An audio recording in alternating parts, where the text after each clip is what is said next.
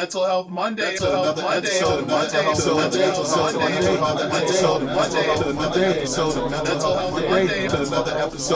Health Monday.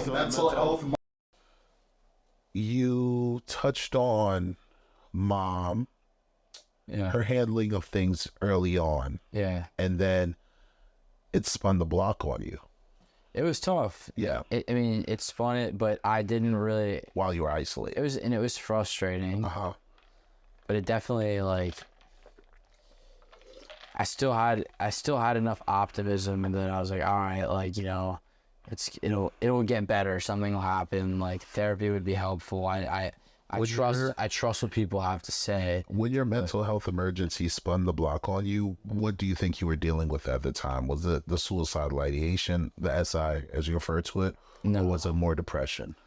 I had some SI back then, I think. Definitely called a hotline, like, that semester. What was your hotline experience like? Are hotlines helpful, or are they a placeholder until you get better or receive better help? I think would be the best words. Oh my God. I kind of blacked out. It's tough to remember. Sometimes they've been helpful. I mean, there was one time. That will eventually get to this stage in my life, but it's just a little, like, precursor. Take your time. Yeah. But there was a call I once had on a hotline where it was just, like,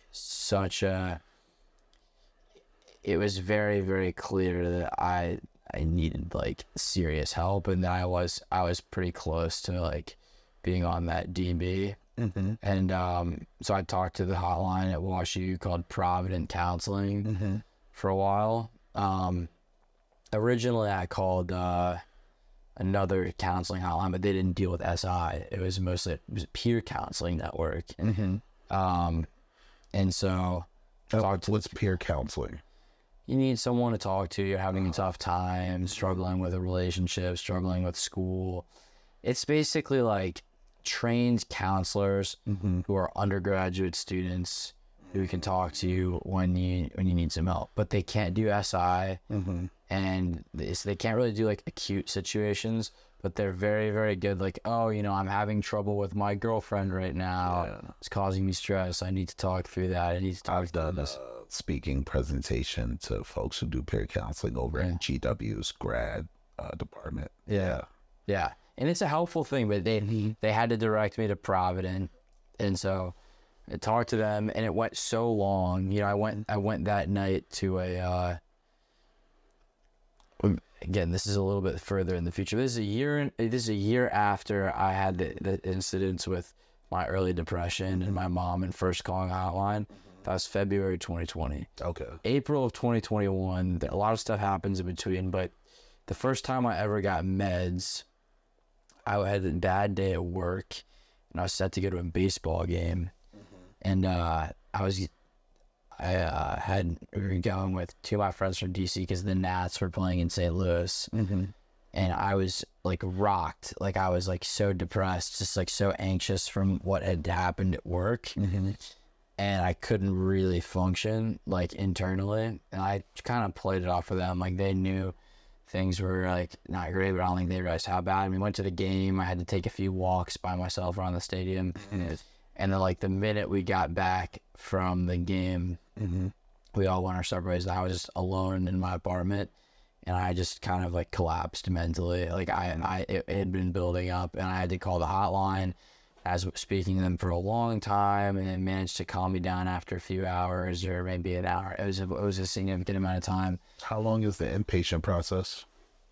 I didn't go inpatient then, but they set me. They told me, all right, we're gonna set you up with a follow-up call tomorrow, and we'll go from there. I don't remember if it was that night or the next day that they were also like, we're gonna set you up with a psychiatrist. And then I did the follow-up call, and then student health center set me up to have a one-on-one intake with a psychiatrist. And it was all during COVID, so it was all virtual on Zoom. So I did, like, a Zoom or a health portal meeting with the psychiatrist, and then from that point forward, it was probably mid or late April, probably later April, started taking meds. It was early April. but I started taking these meds, and we'll get to there eventually. But the hotline, I would want to say that that was a positive experience because it helped me start to get closer to like the right diagnosis or sort of the right like treatment from like psychiatrists, which I needed. But then I had a terrible experience with the psychiatrist that I got linked with in many different ways. So I had to just kind of accept that one for what it was down the road. It took me a while to like go separate ways. What was with this person. what was the negative experiences? There were, If you don't mind. it was multifaceted. Okay. One, she was like very dismissive, I would say, or at least like kind of, she was doing her own thing. Two, she prescribed me the wrong medication. Crazy. On like a not just in like a, oh, you know, we think, you know, Vyvanse over your like Adderall or like, you know, at like Abilify instead of like Seroquel or something. It was like a major like miscalc, and I think she could have avoided it. And she told me that, you know, okay, if you're bipolar and you take this, you're gonna go, there's a chance you could go manic, and this is what mania is. And she did a terrible job describing what mania was. On top of that, she was like telling me all of these things that I don't think most people who go manic would identify with, like jumping off of buildings and stuff. It was like crazy examples, like thinking that you can fly. Like it was like absolutely like ludicrous examples she was giving me. So then she gave me the medication, and So she gave you extremes. and I hadn't been manic to that point, and so that, and then I started taking the medication she gave me, which was Zoloft, and I remember within like 2 or 3 days I started getting like more and more confident, and it started to feel kind of like, oh, my dopamine is high, or like I don't need dopamine from other things because I'm for whatever reason these meds are working, and I'm like like I can feel myself happy. And then like within a month I was like tripping sack. Like it was damn. like, yeah, it was like it was crazy. But she gave me such a terrible example of what bipolar was as a warning. And so I think she could have avoided it if she did enough research on me. And there was no large evidence of bipolar in my family, but it was certainly a risk, but especially with certain, you know, things that I see in my family.